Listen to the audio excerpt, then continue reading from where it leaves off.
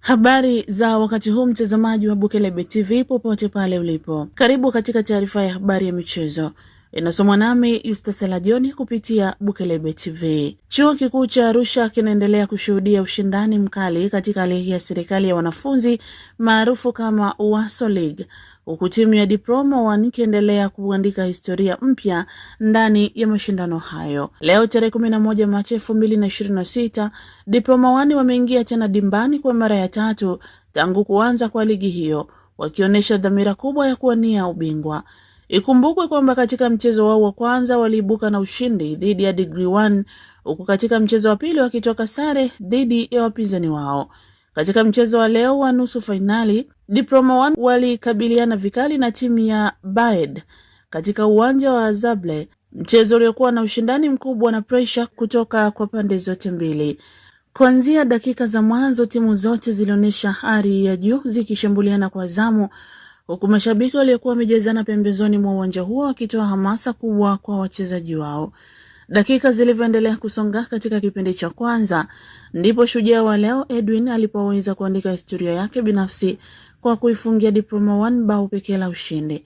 Edwin alipokea mpira uliopangiliwa vizuri na wenzake kabla ya kuachia shuti la uhakika lililojaa ustadi mkubwa na kumshinda kipa wa Baed. Bao hilo lilizua shamra kubwa kutoka kwa mashabiki wa Diploma 1, huku wachezaji wakishangilia kwa furaha, wakijua muhimu wa bao hilo katika hatua hii nyeti ya mashindano. Kipindi cha pili kilikuwa na presha kubwa kutoka kwa Baed waliokuwa wakisaka bao la kusawazisha, lakini safu ya ulinzi ya Diploma 1 ilisimama imara na kuhakikisha lango lao linabaki salama hadi mwisho wa dakika 90. Mwisho wa mchezo, ubao wa matokeo ulisoma Diploma 1 1, Baed 0.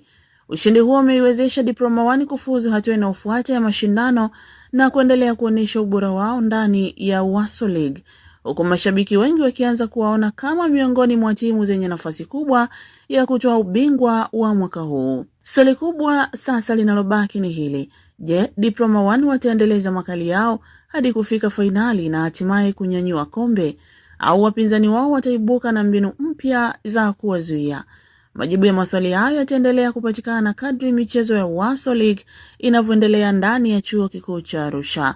Hiyo ni taarifa ya habari ya michezo kutoka Chuo Kikuu cha Arusha. Mimi ni Yustasela John na hii ni Bukelebe TV. Endelea kutazama kwa habari zaidi na uchambuzi wa kina wa michezo. Uwe na usiku mwema.